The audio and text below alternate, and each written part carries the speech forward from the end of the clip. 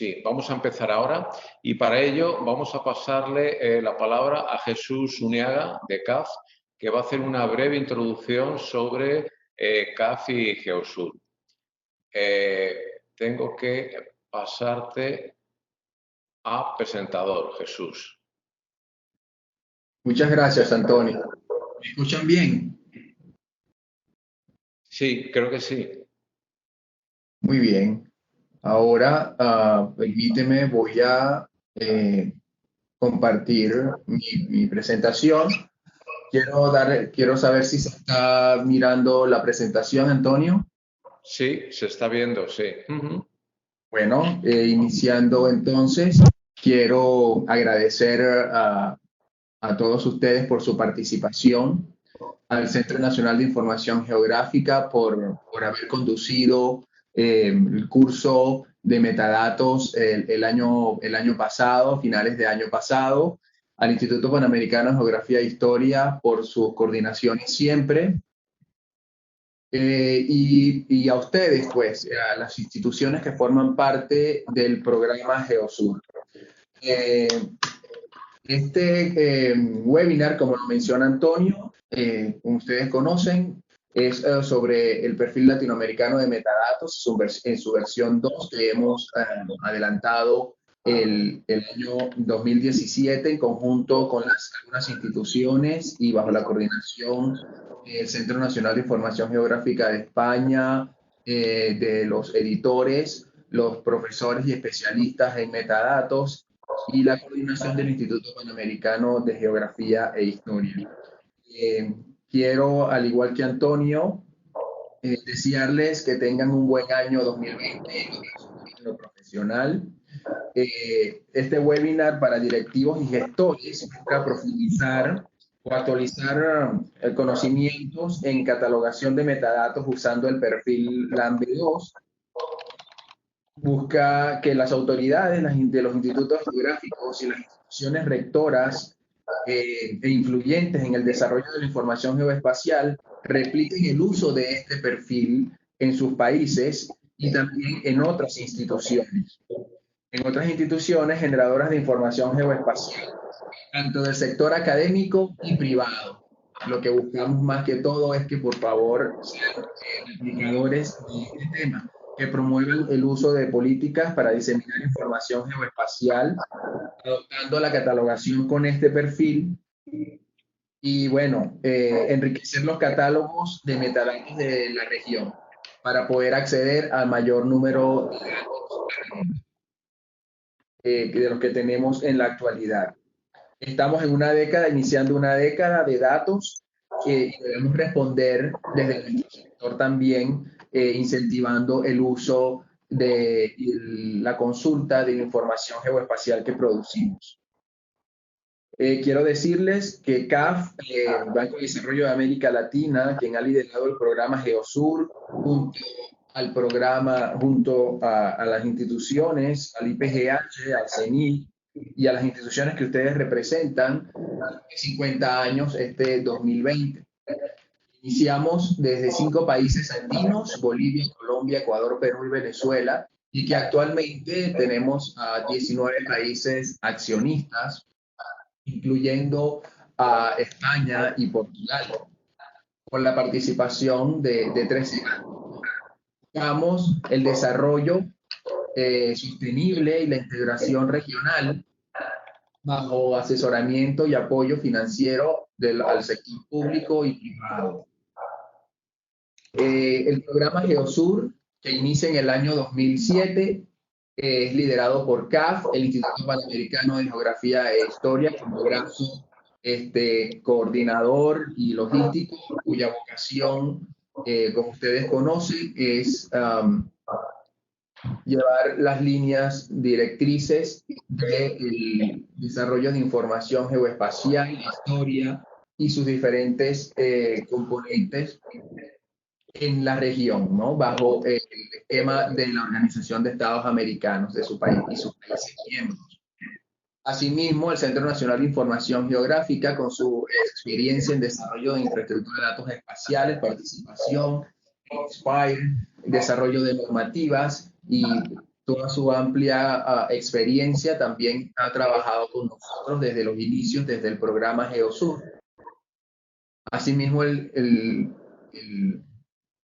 Servicio Geológico de los Estados Unidos, en donde se aloja la plataforma actual de Geosur desde de 12 años, este año serán 13 años, y la participación de instituciones abanderadas, adelantadas en temas especializados, quienes desde el inicio han prestado colaboración para el desarrollo de diferentes temas, tanto sea en metadatos, en implementación de servicios, en gestión de datos, en diferentes temas, igualmente la, en temas especializados.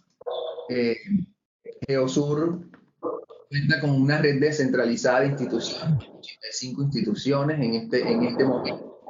Y bueno, como parte de sus componentes también cuenta con un portal geográfico que ustedes conocen, que es el portal de Geosur, en el cual tenemos una cantidad de servicios que incorpora el Servicio Regional de Mapas, un visualizador muy potente con muchas funcionalidades que en la actualidad estamos en revisión para actualizar con el Servicio Geológico de los Estados Unidos, el servicio de procesamiento topográfico y la asistencia técnica que durante el tiempo hemos venido desarrollando, hemos dado a los países, lo cual ha permitido que en muchos de los casos haya desarrollo de la plataforma y de la infraestructura y de los temas de gestión de datos, de metadatos y bueno, básicamente el apoyo al desarrollo de ciertos temas en diferentes instituciones según sean sus casos, ¿no?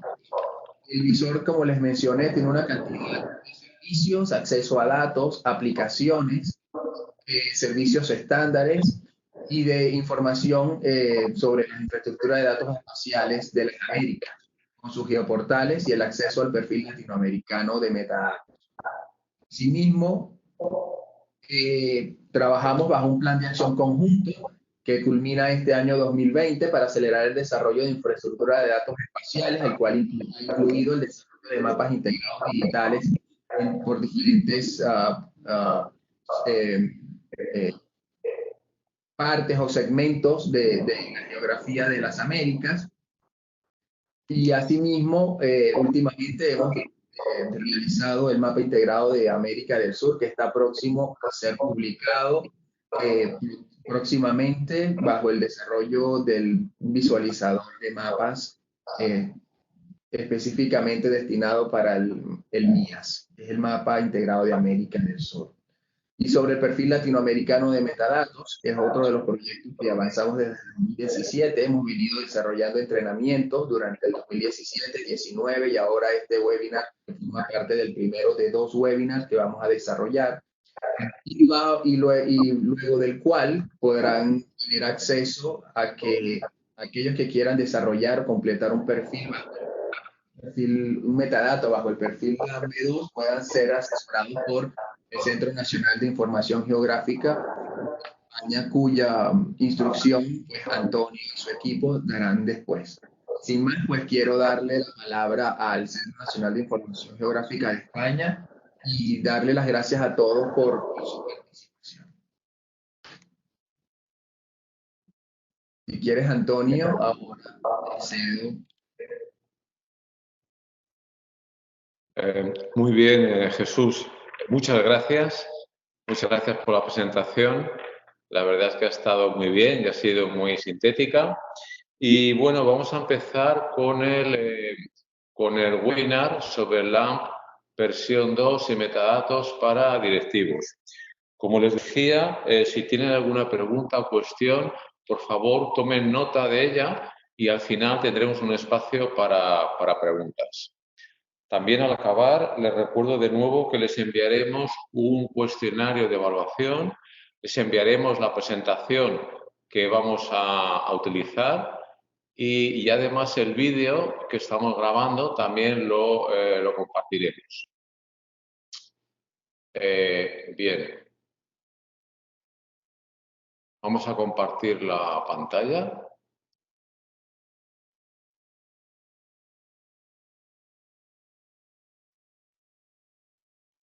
¿Se está viendo mi pantalla, Jesús? Estoy viendo tu video, Antonio, te estoy mirando el video. Tal vez debes volver tú como a colocarte como presentador Sí. y Esperen un minuto. compartir tu pantalla en el tercer botón para compartir el contenido. Sí, esperen un minuto que voy a ver cómo podemos compartir pantalla.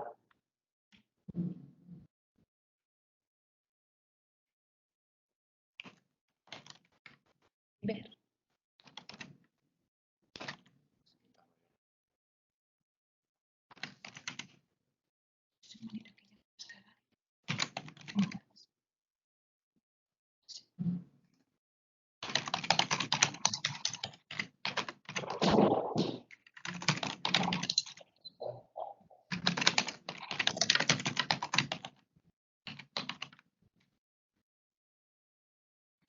Os ruego que me disculpen, tenemos un pequeño problema técnico, pero lo solucionaremos enseguida.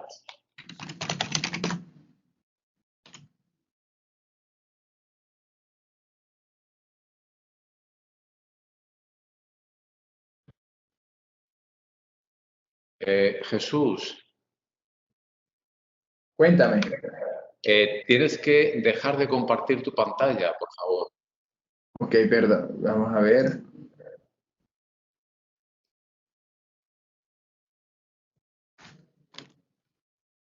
Creo que la he dejado de compartir ya de cuando culmine, Antonio. ¿Sí?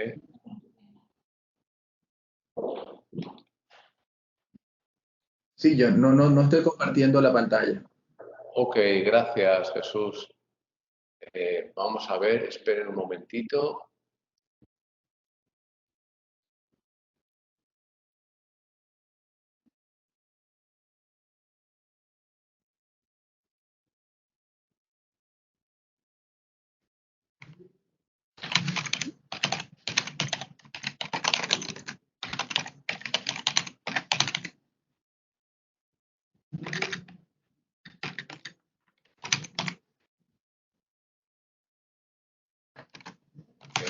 Ahora sí ha cambiado la pantalla. Jesús, ¿puedes ver una presentación? Sí, correcto. Ya veo tu presentación, Antonio. Estupendo, fantástico. Muy bien, entonces vamos a empezar a hablar del perfil de metadatos latinoamericano LAMP versión 2 y también vamos a hablar un poco de metadatos. Bien, primero hablaremos brevemente de los metadatos, luego hablaremos de normalización del perfil, de las ventajas de tener un perfil regional y al final hablaremos un poco de gestión de metadatos y tendremos unas pequeñas conclusiones. Bien, primero los metadatos, la metainformación tiene una gran utilidad. Por poner un ejemplo, figúrense ustedes lo que sería comer latas de conservas sin ninguna etiqueta, a que solo podemos ver el contenido directamente, tal y como ven en la imagen de más a la izquierda. La metainformación y la información que describe un producto es esencial para poder usarlo correctamente. También en la imagen del centro arriba ven una serie de etiquetas que anuncian que tiene cada lata de manera comercial. De manera que si están en otro idioma que no es el nuestro no podemos entenderlas bien. Aquí ya se ve que es muy importante la estandarización. Aquí a la derecha pueden ver una lata de contenido que tiene texto, creo que es en chino, que no se puede leer, pero tiene un código de barras. Aquí aparece ya un estándar. Aquí está toda la información codificada, pero es legible solo por máquina.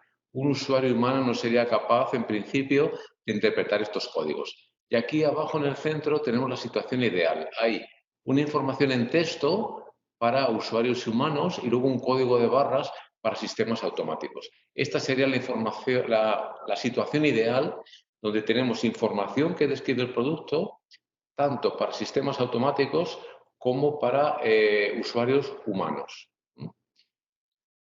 Bien, Sin metadatos interoperables que podamos leer bien, no podemos tomar buenas decisiones. Y a veces las decisiones pueden ser realmente peligrosas. La diferencia puede ser ingerir una comida para personas o incluso ingerir comida para perros, si no entendemos bien el contenido de una etiqueta. Bien, este es un pequeño ejemplo que sirve para ver que en realidad estamos rodeados de metadatos, rodeados de metainformación, aunque muchas veces no seamos conscientes. Algún ejemplo puede ser el prospecto de una medicina, la ficha que vemos de un libro cuando intentamos comprarlo en una tienda virtual, nos indica sus características, o el menú de un restaurante. Esto en realidad son metadatos, esto es información sobre la comida que vamos a tomar y lo que nos va a costar. Ha habido toda una evolución de los metadatos geográficos. En un primer momento se concibieron como datos que describen los datos. Así se definían en la primera norma ISO de metadatos, la 19115 del año 2003, y también por herencia de la primera versión del LAMP, del perfil latinoamericano de metadatos, que se definió en el año 2007 y que también contemplaba los metadatos como datos que describen los datos. Un segundo escalón sería ampliar ese concepto y concebir metadatos como datos que describen datos y servicios web, puesto que en la SIDE estamos en una arquitectura orientada a servicios y los servicios son el centro alrededor del que se concibe todo, es muy importante también tener metadatos de servicios. Así es como se contemplan los metadatos en INSPIRE, que salió en el año 2008, el reglamento de metadatos. En la segunda versión de la norma ISO 19115 del año 2014, que se llama ISO 19115 parte 1, y en la segunda versión del LAMP, que se ha definido relativamente hace poco tiempo, en el 2017. Bien, esto supone una ampliación del concepto, pero incluso en una tendencia que venía desde antes, el Dublin Core, que es un estándar de metadatos, el Dublin Core Metadata del 2001 ya definía metadatos incluso como datos que describen recursos, datos, servicios, un curso, un sistema, una presentación, un ponente, un libro, una IDE, cualquier cosa. También la última versión de la norma ISO de metadatos del año 2014 en parte intenta reproducir ese planteamiento tan amplio, aunque no lo consigue totalmente. Vemos pues que el concepto de metadatos ha sufrido toda una evolución con el paso del tiempo. Bien, para hablar un poquito de qué es Dublin Core Metadata es una iniciativa de metadatos que nació en el consorcio W3C, en el consorcio que coordina la World Wide Web. La primera versión fue del año 2001 y se convirtió incluso en norma ISO en unos años después, y la última versión es de 2017. Se llama Dublin Core porque la primera reunión tuvo lugar en Dublín, en Ohio, Estados Unidos. Ahí puede ver el ayuntamiento de Dublín, lo bucólico y pastoril que es. Este es el ayuntamiento, con esos árboles, que ahí casi no tiene mérito trabajar en estándares, ¿no? Pero bueno, ahí es donde hubo la primera reunión. Son metadatos pensados para describir recursos en la web, recursos de todo tipo, porque había un problema de documentación en todo lo que se estaba compartiendo en Internet. Son 15 elementos opcionales, no hay ninguno que sea obligatorio y se pueden repetir tantas veces como sea necesario. Ahí pueden ver los 15 elementos en la transparencia, título, autor, etcétera, formato. Es una descripción bastante completa. Incluso tienen un elemento como cobertura que marca la extensión espacial y temporal. Es un estándar muy utilizado, muy amplio, muy bien pensado. Le falta alguna cosa para información geográfica, como la escala, pero es un buen estándar. Para documentar algo que no sea información geográfica, el primer candidato al que hay que mirar, yo creo que es Dublin Core. Bien. Sigamos. Esos son los metadatos. Pero ¿para qué sirven los metadatos? Bien, los metadatos sirven fundamentalmente para tres cosas, según se ha dicho siempre clásicamente desde un principio. Primero, para buscar en un catálogo y encontrar que un recurso existe, para saber que unos datos, que un servicio existe, para comparar varios recursos, por ejemplo, varios datos y saber cuáles son los que mejor cubren nuestras necesidades. Y luego, una vez que obtenemos el recurso, que nos bajamos los datos, para usarlo de manera apropiada y sacar todo el rendimiento que pueden ofrecer. Esas son las tres utilidades fundamentales desde el punto de vista del usuario. Pero me gustaría añadir una cuarta utilidad que sería para gestionar nuestros recursos.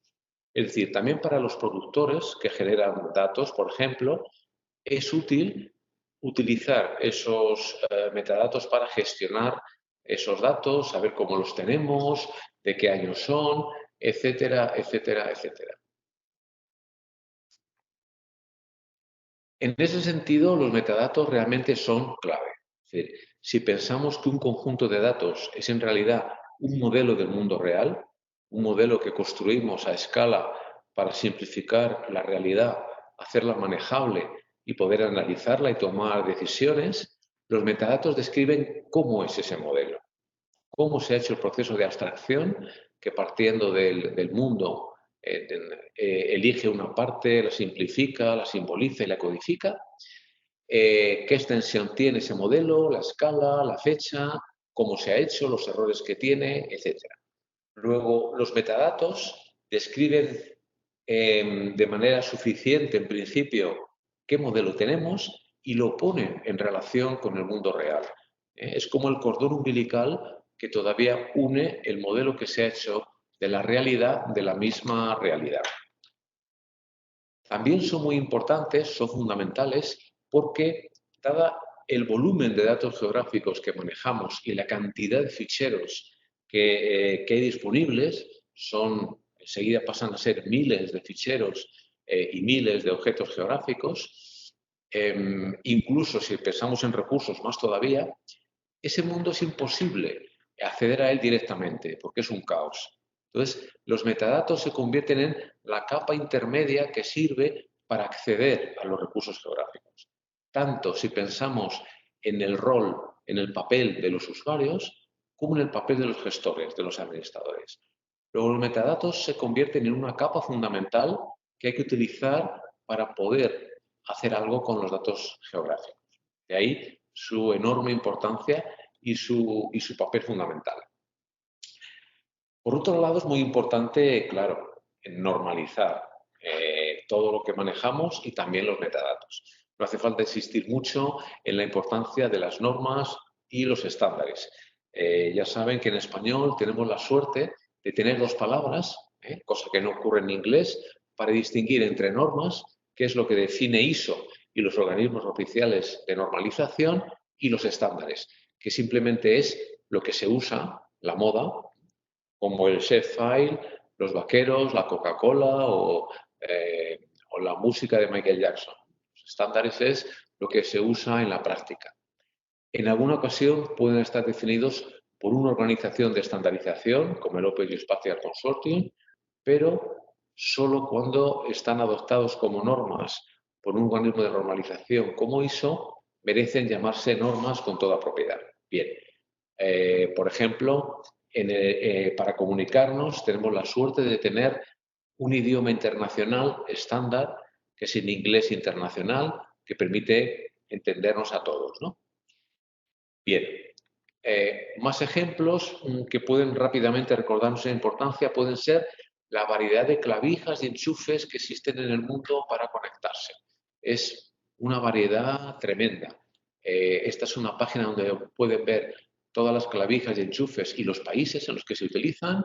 Son 14 variedades diferentes. Qué sencillo sería tener una única conexión a la red.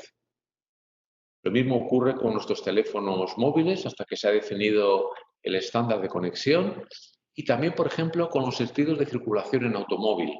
Hay países que se ven en rojo donde se conduce por la derecha y países que ven en azul donde se conducen por la izquierda. con la confusión que puede suponer en una rotonda o en un cruce para un conductor que viene de un entorno que rápidamente ha tenido que pasar al otro. Bien. Por otro lado, ya que hemos hablado de metadatos, de la importancia de normalizarlos, vamos a hablar de qué es un perfil de ISO, porque el LAMP es un perfil, es el perfil latinoamericano de metadatos. Las normas ISO 19100 admiten perfiles. Se define un perfil como una manera particular de aplicar una norma, considerando todo lo que es obligatorio y eligiendo algunas de las opciones opcionales que permite. De esa manera, si tenemos ISO 19115, parte 1, la norma de metadatos, que es enormemente complicada y compleja, con un montón de elementos y de páginas, la manera más práctica de manejar todo eso es definir un perfil, elegir qué elementos de metadatos vamos a utilizar. Eso es lo que se hizo en la versión 1 de LAMP, definida en el año 2007, y lo que se ha hecho hace poco en la versión del año 2017. Cada versión atiende a una versión de la norma original ISO de metadatos, y ese es el motivo fundamental por el que se han actualizado. Además, el perfil de LAMP del 2017, LAMP 2, tiene la ventaja de que está acompañado de una plantilla XML. Es decir, hay una plantilla XML que permite fácilmente comprobar el formato físico que está en unos metadatos y comparando unos metadatos con la plantilla, ver rápidamente si cumplen esa plantilla o no, que sería la primera prueba para ver si son conformes. Bien, este perfil se ha generado en un proceso colaborativo por consenso. El editor ha sido Pablo Morales, de Chile, y ha habido un grupo de trabajo de edición formado por esas 6 personas que ven ahí, del IPGH, de Geosur y del Centro Nacional de Información Geográfica de España, que han sido los que han editado el documento incorporando todos los comentarios que hemos recibido de los países que han participado. Se recibieron un gran número de comentarios, más de 200, y la mayoría se aceptaron total o parcialmente. De manera que realmente es un perfil basado en un consenso muy amplio. El perfil está disponible en español y en inglés, y eso hace que países del Caribe angloparlantes como Belice hayan demandado un curso de metadatos sobre LAMP y muy probablemente vayan a adoptarlo. Entonces tenemos la suerte de que tenemos una norma, un perfil que va a servir para toda Latinoamérica y el Caribe. Incluso, como ya tiene, bueno, pues algunos años en funcionamiento LAMP, se ha hecho hace poco, Pablo Morales ha lanzado una encuesta para buscar, pidiendo comentarios para modificar y mejorar todavía este perfil. La consulta ha acabado hace muy poco, el 17 de este mes. Entonces, es un perfil que está vivo, que se está utilizando y que es fruto del consenso y que vemos que se está entendiendo en prácticamente todo el continente. Bien, ahí tienen el resumen de LAMP.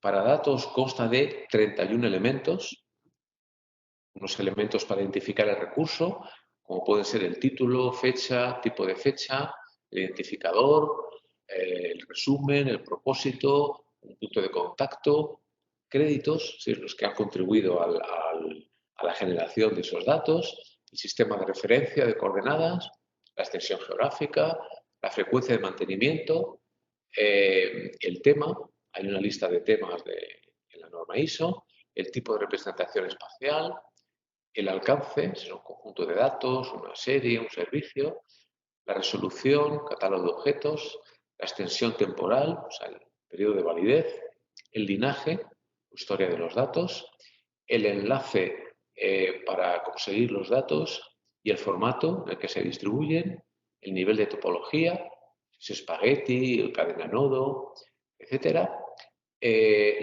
Los objetos geométricos que se incluyen, por ejemplo, punto, línea y superficie, palabras clave, las condiciones de uso, es decir, la licencia con la que se puede acceder a los metadatos, punto de contacto de los metadatos y una serie de información. Como ven, es un perfil bastante amplio. Tiene, creemos, información suficiente para describir exhaustivamente un conjunto de datos. Incluso si hay un detalle que no está incluido, se puede mencionar en el resumen. Por lo tanto, creemos que, aunque es un perfil bastante simplificado de la norma ISO, creemos que es muy completo y que puede satisfacer prácticamente cualquier necesidad que se presente para catalogar un conjunto de datos. También en cuanto a servicios, ahí hemos puesto en rojo los elementos de metadatos que no estaban en la transparencia para datos.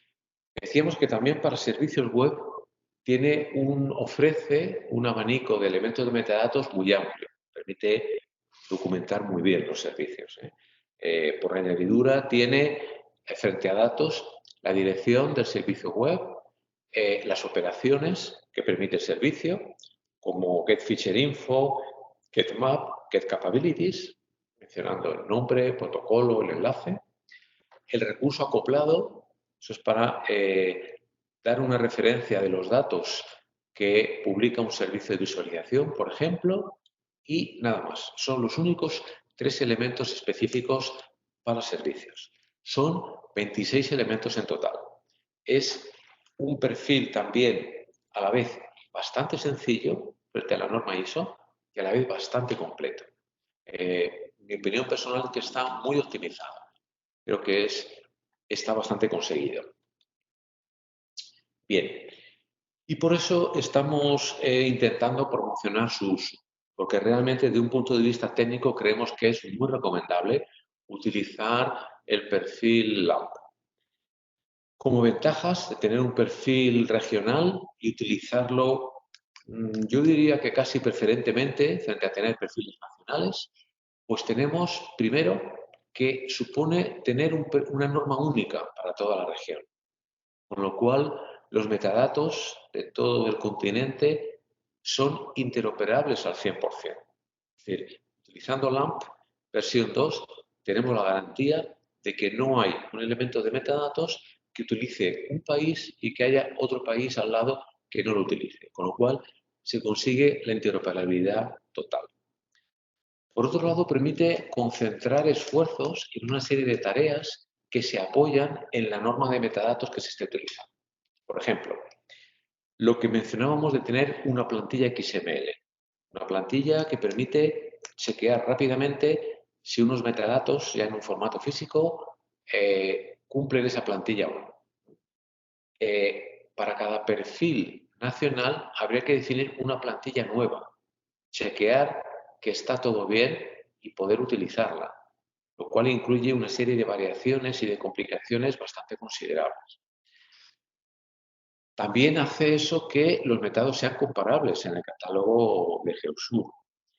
También los cursos que se generen, el material de apoyo, incluso las herramientas que se generen para generar metadatos LAMP pueden ser acometidas mediante un esfuerzo colectivo y único, lo cual simplifica todas esas tareas y además aumenta la calidad porque todos esos recursos pueden chequearse más fácilmente. También permite crear una pasarela única desde los metadatos LAMP versión 2 y otros estándares y normas de metadatos, como ahora veremos dentro de un momento. Hay bastantes estándares de metadatos, como Dublin Core, por ejemplo, a los que se puede llegar traduciendo metadatos desde el LAMP versión 2. Si se parte de una gran cantidad de perfiles nacionales, el trabajo se complica muchísimo.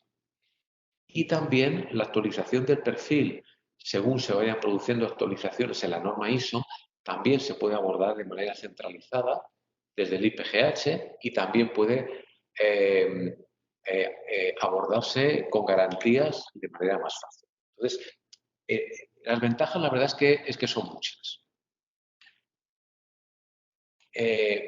Como decía, se pueden hacer además estudios, análisis, se pueden intercambiar expertos, alguien que trabaje en metadatos de un país puede colaborar parcial o totalmente para otro país, si tenemos una norma regional. La formación también puede ser común. Y hay otras tareas que también se pueden centralizar. Por ejemplo, si se decide hacer una experiencia de linked metadata, es decir, aplicar algo de inteligencia artificial para tener metadatos enlazados, aplicar ontologías, etcétera, eso se puede hacer desde el estándar LAMP versión 2, desde la norma LAMP, con lo cual también se centralizan y se simplificarían algunas acciones. También el enlazar metadatos con datos y servicios, es decir, a ver si me explico bien, el crear algunas reglas que permitan, accediendo a los metadatos de un servicio, desde esos metadatos, enlazar con los metadatos de los datos que se ven, desde los metadatos de los datos que se ven, enlazar con el servicio WFS que deja descargar los objetos que se están viendo, etcétera. Hacer ese juego de enlaces también se puede hacer de manera única y coordinada si se tiene un perfil. Si cada país tiene su propio perfil de metadatos, también eso se disgrega. Entonces, es realmente un estándar único, una manera única de progresar. Aquí a la derecha abajo hemos puesto un pequeño gráfico de las redes de ferrocarril de entrada a una estación de tren de Madrid, a Madrid-Chamartín.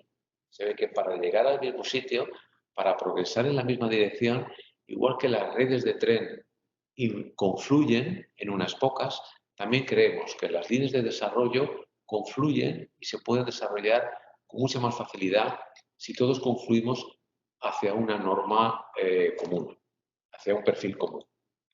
Es decir, la versión 2 yo creo que se puede ver como una puerta abierta hacia un nuevo mundo de posibilidades que sin un perfil regional de ese tipo no serían igual, no serían tan accesibles.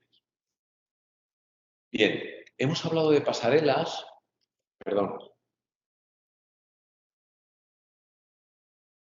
hacia otras normas y estándares de metadatos, porque ISO 19115 y LAMP conviven con otras normas y estándares de metadatos. En primer lugar, Dublin Core, el estándar que luego se convirtió en norma ISO 15836 para recursos en la web, que como se ha intentado poner ahí a la izquierda, sirve para catalogar todo tipo de recursos en la web. Bueno, interesa, ¿no?, comunicarse con ese mundo y poder incluir los datos y servicios geográficos catalogados con LAMP en los buscadores Dublin Core. También tenemos el formato MARC 21. MARC es el acrónimo de Machine Readable Cataloging.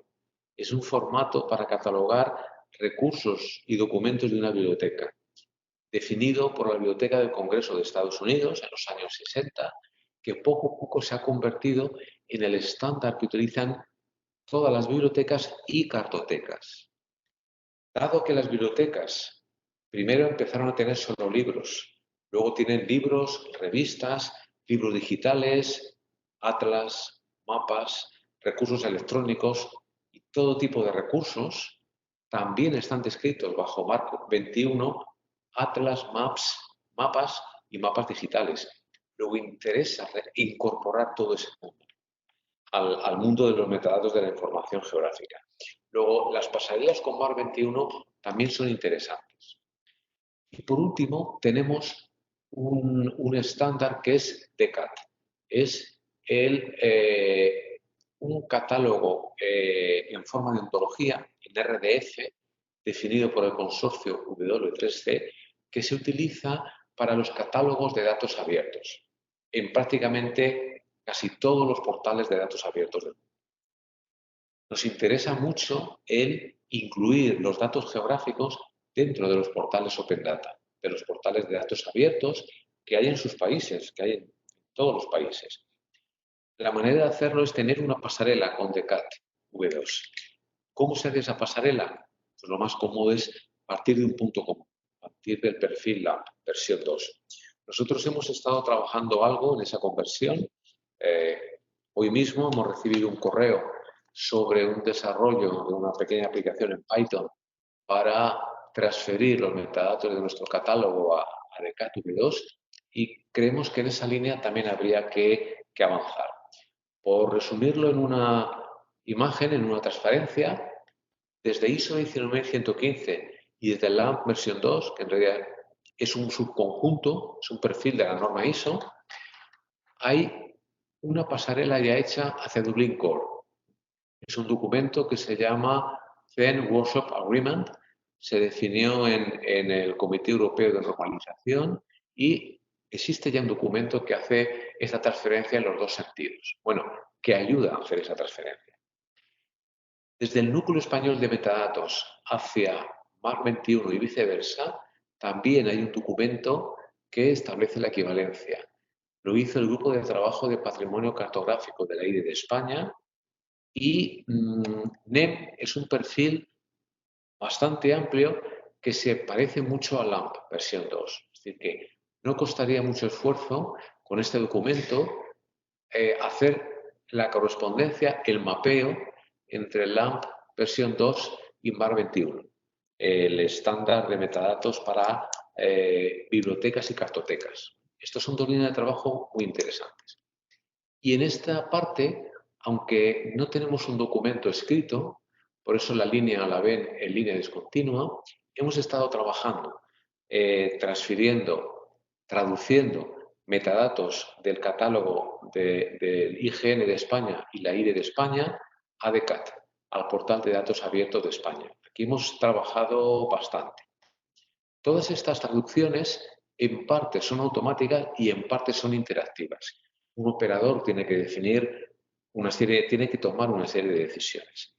Pero abordarlos desde un mismo punto de partida, desde el LAMP versión 2, facilita toda esa tarea y hace que todo se simplifique. Por lo tanto, también por eso creemos que es responsable, que es recomendable el uso del perfil latinoamericano de metadatos. Por último, para insistir en ventajas de tener un perfil regional, la verdad es que en España nuestra experiencia ha sido que definimos en el año 2006 un núcleo español de metadatos, un NEM, por varios motivos. Porque la norma ISO era muy complicada, estaba en inglés, no había versión española en aquel momento, y esta es una manera de tener un perfil un poco más sencillo y en español. Sin embargo, cuando apareció en Europa la directiva INSPIRE y el reglamento europeo de metadatos INSPIRE, en el 2008, tuvimos que adaptar NEM a los metadatos INSPIRE. Así nació NEM versión 1.1 en el año 2009, con lo cual NEM se acercó muchísimo a los metadatos INSPIRE. Y recientemente, en el 2014, se definió la versión 1.2 de NEM, se introdujeron algunas mejoras. De manera que el núcleo español de metadatos se ha aproximado muchísimo al perfil regional europeo, INSPIRE. Y prácticamente casi todos los usuarios, los productores en España, hablan más de metadatos INSPIRE que de NEM, que del núcleo español de metadatos. Es decir, el perfil de metadatos regional es lo que se ha hecho importante. Prácticamente los metadatos INSPIRE han sustituido casi a los NEM. Por eso creemos que en Latinoamérica y el Caribe también es bueno avanzar en esa dirección. Tenemos que pensar que, en mi opinión, en líneas generales, en el mundo de los datos geográficos, las soluciones exclusivamente nacionales tienen cierta debilidad. Siempre son preferibles las soluciones regionales. Cuanto más mundiales, mejor. Tenemos, por ejemplo, OpenStreetMap, que nació en el 2004, Información Geográfica Voluntaria, que tiene cobertura mundial, no publica servicios estándar y sí tiene datos abiertos.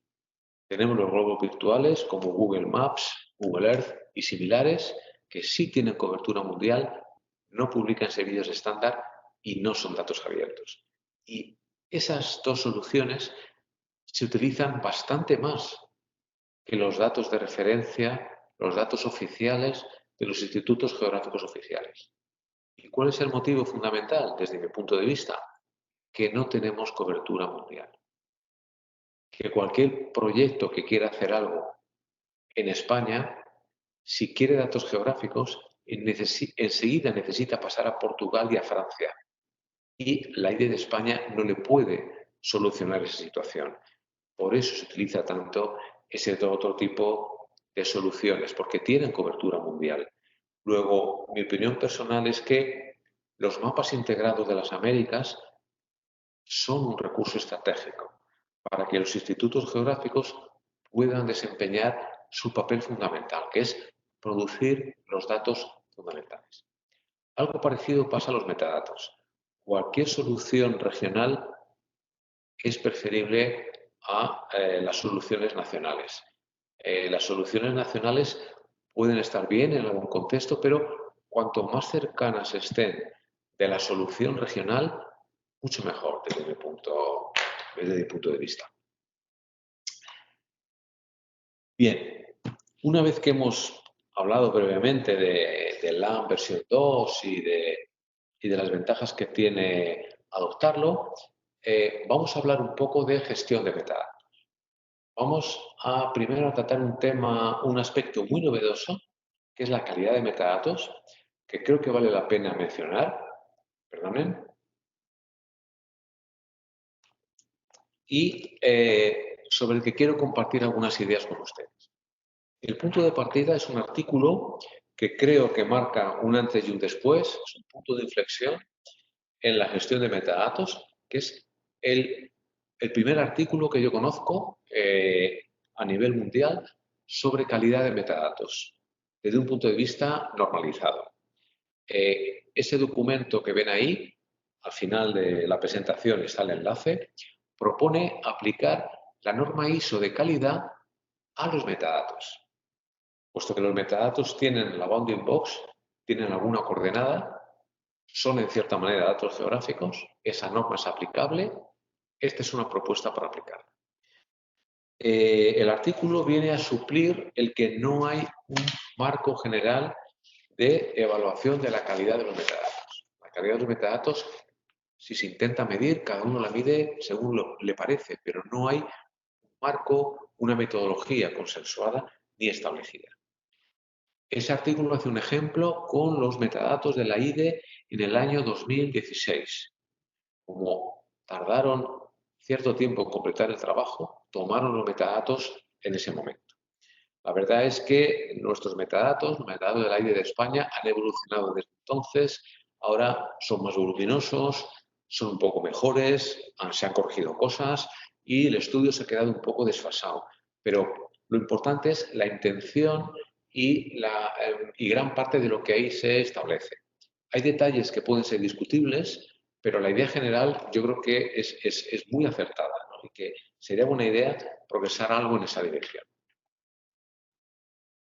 En ese sentido, en ese artículo lo que se hace es aplicar 4 elementos de la calidad de la norma ISO: la completitud, la consistencia lógica, la exactitud temática y la exactitud temporal, y definir 2 nuevos: una corrección posicional y una calidad de los textos libres. La corrección de posición verifica si la bounding box de los metadatos contiene la coordenada que devuelve el servicio de GeoNames al buscar las palabras de topónimos que aparecen en los metadatos. Bueno, es un método que puede ser criticable porque GeoNames no es una fuente oficial, no son datos fundamentales, tiene sus errores, sus ambigüedades, pero es una metodología. También la calidad del texto libre en los elementos resumen, propósito y linaje analiza la calidad del texto, no del significado, primero evaluando su calidad preguntando a un panel de expertos y aplicando una fórmula de legibilidad que se basa en la tasa de palabras dentro de cada frase y de caracteres dentro de cada palabra. Es una fórmula que asume la hipótesis de que las frases muy largas y las palabras demasiado largas se entienden peor. Bueno, entonces, como les decía, la metodología se puede debatir, pero el planteamiento general me parece muy acertado, muy conveniente, con una línea en la que progresar. Siguiendo este estudio, esos elementos se evalúan en algún caso por inspección completa de los 4.000 y pico registros de metadatos que tomaron, otros por muestreo, según la norma ISO 28859, se define un nivel de calidad aceptable del 95% más o menos y aplican una serie de criterios. Pues el resultado es que de los 26 criterios que define el artículo, 9 no se superan, no, perdón, 9 sí se superan y 17 no se superan. Podemos entrar a discutir los detalles y ahí, bueno, a lo mejor nosotros podríamos decir, como parte interesada, que son demasiado exigentes. Ellos han tratado de ser muy exigentes para dar más relevancia a los errores.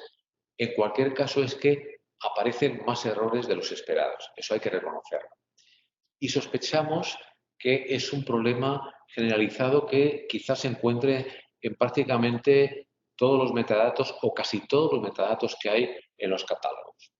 Nosotros hemos hecho un estudio en el COSE, en el Catálogo Oficial de Datos y Servicios ISPIRE de España, en el 2019, tomando los datos que nosotros reportamos a ISPIRE, que son 209 conjuntos de datos. El formato, el esquema XML y toda la parte sintáctica, bueno, la mayor parte de esos metadatos están chequeados con el valorador automático ISPIRE.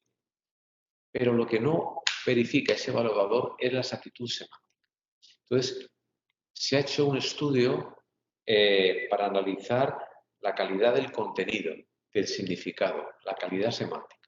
Se han tomado 24 elementos, se ha tomado una muestra de 25 registros de metadatos, un registro por productor oficial en España, y se han evaluado esos elementos para ver si realmente son útiles para buscar datos, seleccionarlos, utilizarlos y también para gestionar recursos. Se ha hecho un estudio en profundidad de esa muestra.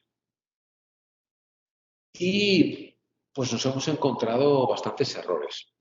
Hemos aplicado, como les decía, criterios de utilidad. Por ejemplo, que el título o el resumen, a ser posible, indiquen el tema, la extensión y la escala. Para que los datos se identifiquen diciendo, por ejemplo, datos 1-200.000 de hidrografía España. Se ha intentado también buscar que el resumen esté lo más estandarizado posible, que se entienda claramente, que la bounding box esté bien definida, que siempre se describa la resolución de los datos, la frecuencia de mantenimiento, porque nos parece una de las primeras cosas que pregunta el usuario. ¿Cada cuánto tiempo se actualizan estos datos? Por cierto, ese elemento está incluido en LAMP versión 2. El propósito, el linaje, nosotros nos parece cosas muy importantes para describir un conjunto de datos. Y también el que al mencionar la parte interesada se le califique con el rol de autor. Y lo importante no es el propietario de los datos, no es el custodio, no es quien los publica, no, lo importante es el autor. ¿Qué organización es la responsable de esos datos y es por lo tanto la propietaria de los derechos de autor? Creemos que el autor es el valor que hay que documentar. Que la fecha sea la fecha cuando los datos describen la realidad. En cuanto a los correos electrónicos de contacto, a ser posible que se den correos electrónicos institucionales del tipo consulta@ign. el país que sea, y que los correos respondan en un tiempo razonable.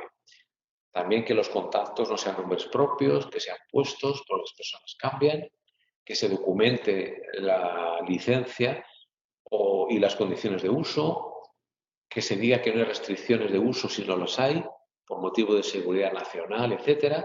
Y también que se documente cuidadosamente el idioma, porque dado que en la mayoría de los países hay no solo el idioma oficial preferente, sino también idiomas indígenas, idiomas autóctonos, etcétera, y la toponimia suele estar en más de un idioma, muy a menudo se olvida esto, ¿no? Y únicamente se dice que está todo en español, cuando en realidad hay una sospecha muy fuerte de que no es así, ¿no? En todos nuestros países se hablan 4, 5 y a veces hasta 12 idiomas. Bien, estos son a grandes rasgos los criterios de utilidad que se han intentado aplicar. Analizando de esa manera los metadatos del CODSI, nos hemos encontrado pues, cierta tasa de errores superior a la esperada, pero en este estudio tengo que reconocer que hemos sido muy exigentes. Es decir, en caso de duda, hemos dado error. Tratamos de levantar el mayor número posible de situaciones o erróneas o dudosas. La media de elementos erróneos por productor de datos era de 10 de 24, es decir, con un 40%, lo cual es bastante. Tengo que decir que en los metadatos del catálogo GeoSUM no hemos hecho un estudio exhaustivo, únicamente hemos hecho una pequeña escala, hemos visto 4 registros de metadatos de 4 conjuntos de datos fundamentales oficiales de instituciones oficiales y hemos encontrado una tasa de error similar y prácticamente los mismos problemas aproximadamente, es decir, del orden de cerca del 40% de situaciones erróneas. ¿Por qué ocurre esto? Nuestra opinión es que hasta ahora hemos hecho un gran esfuerzo en cumplir las normas, es decir, en la parte sintáctica, en dar un buen XML, un buen formato, en documentar los elementos que se nos pedían. Y no nos hemos fijado tanto en los criterios usados para rellenar esos elementos. Y por eso, cuando se analiza el significado, se encuentran algunos problemas más allá de lo esperado. Como conclusión, nos permitimos decir que es una buena idea revisar los metadatos. Diríamos, revisen sus metadatos, por favor. Muchas veces se escriben unos metadatos y ya tenemos la sensación de que no se vuelven a leer prácticamente. Revisen la calidad semántica, manténganlos al día y utilícenlos, por ejemplo. También ocurre que los metadatos suele hacerlos el responsable técnico que ha producido los datos. ¿Ustedes se imaginan a Gabriel García Márquez rellenando las fichas de las bibliotecas de sus libros? ¿No, verdad?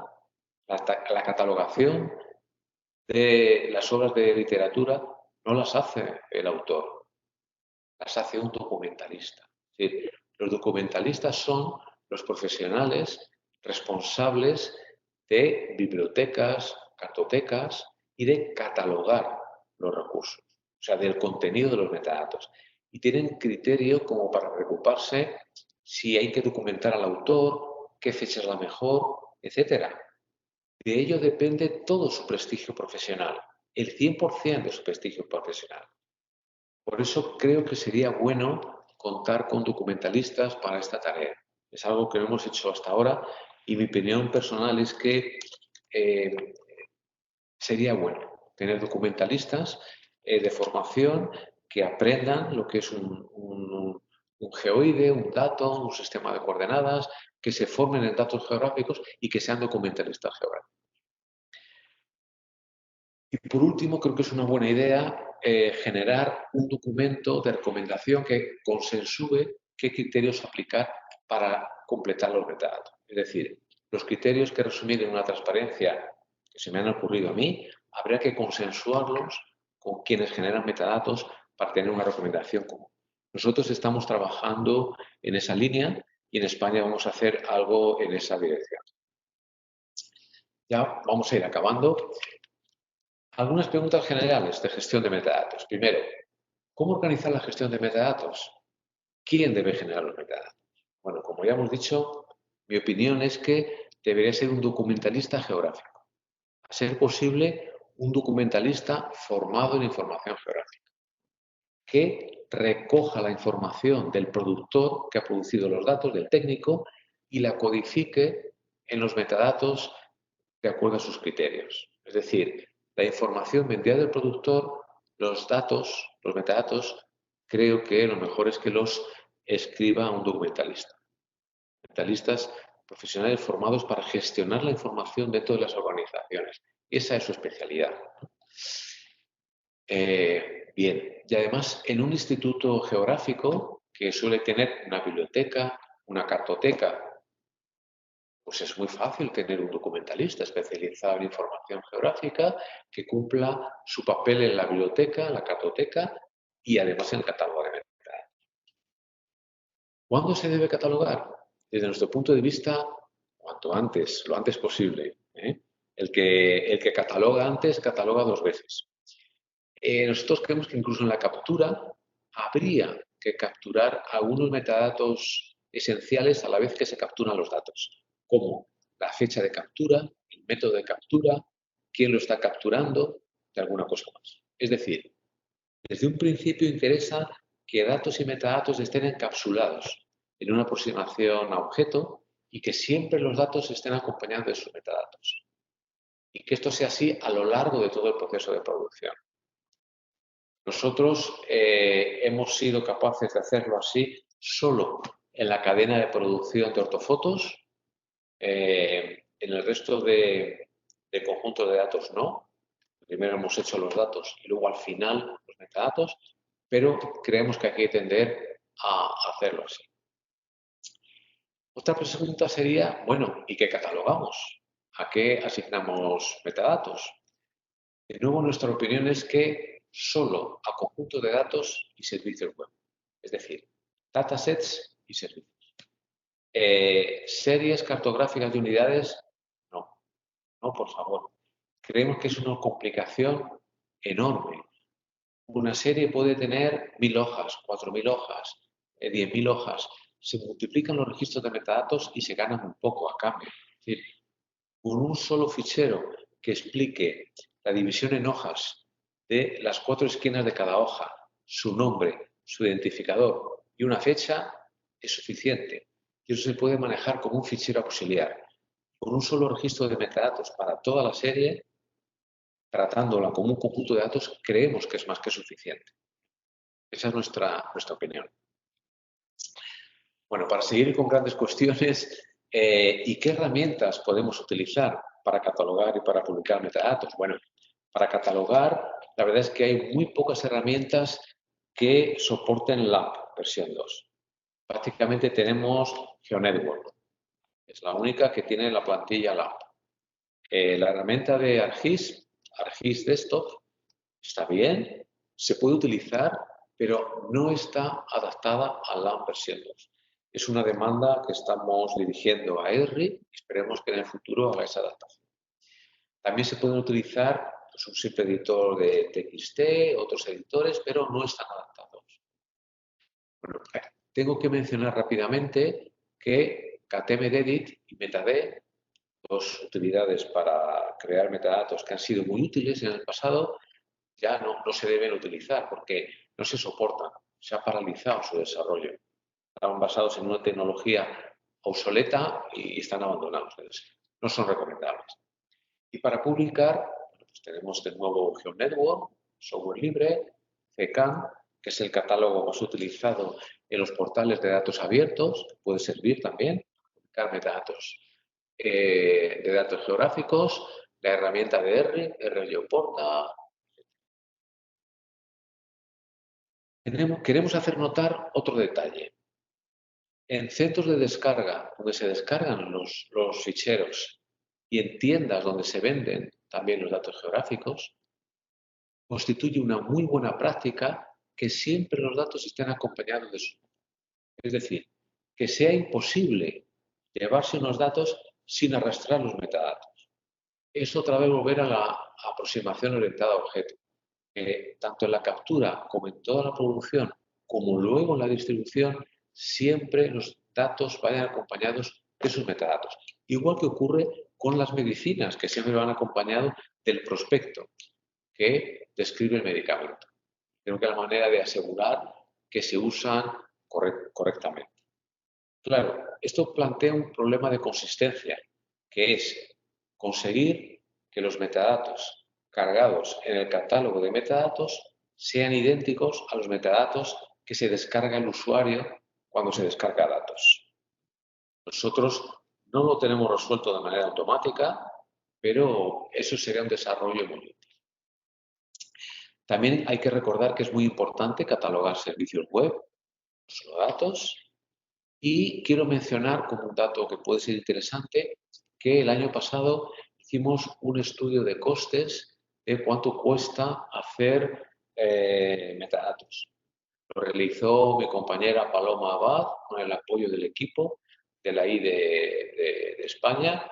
Ha sido verificado por algunos productores aquí en nuestro país y el coste medio de un registro de metadatos, de datos o servicios generado por una persona con experiencia, es decir, una persona con al menos 5 años de experiencia en metadatos, es de 14 horas persona o, lo que es lo mismo, 550 euros. Se puede pensar que una persona con menos experiencia tardaría más tiempo en hacer esos metadatos.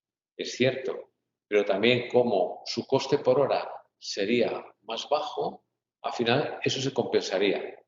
Alguien con menos experiencia cobra menos por hora, pero también tarda más, también comete más errores. Al final el coste yo creo que es muy aproximado. 550 euros puede servir como un valor aproximado. Eso incluye generar los metadatos, cargarlos en un catálogo, verificar su calidad, corregirlos, etcétera. Todo el ciclo de producción de metadatos. Por eso es una cifra, bueno, pues que no es pequeña, ¿no? Bien, pues vamos ya acabando, mencionando también como puntos estratégicos, primero, la importancia de tener expertos en metadatos. Ahí hay un problema de conseguir la estabilidad de las personas con experiencia en los puestos de trabajo. Esto es un problema que hemos visto que pasa en algunas organizaciones latinoamericanas y que también nos pasa a nosotros. Nosotros también hemos sufrido el que compañeros que acumulaban una larga experiencia han cambiado de puesto de trabajo para mejorar y los hemos perdido en el equipo de la IDE. Claro, las personas son sustituibles, nadie es imprescindible, pero la experiencia es un recurso muy valioso que a veces se pierde. Hay que pensar que quien dice que un maestro en cualquier actividad es quien ha practicado por lo menos 10.000 horas, lo cual equivale a unos 7 años de experiencia. Toda una teoría sobre esa cifra de 10.000. Bueno, no sé si es muy exacta o no, pero los años de experiencia interesa intentar conservarlos. Por otro lado, las colaboraciones nacionales dentro de la comunidad de un país son muy importantes. Nosotros hemos hecho un esfuerzo importante para crear una comunidad de sector público, empresa privada y universidades y colaborar en este ámbito. Es decir, hay muchos estudios de calidad, de chequeo, etcétera, que nosotros no tenemos tiempo de hacer. Pero, como el ejemplo que hemos visto, las universidades sí tienen que producir tesis, artículos, proyectos de fin de carrera, proyectos de fin de maestría, y están deseando hacer trabajos interesantes. Luego, esos convenios, esas colaboraciones pueden ser muy fructíferas, sobre todo en un campo de los metadatos que parece como un trabajo añadido al que siempre cuesta trabajo llegar. Y por último, las colaboraciones externas, las internacionales.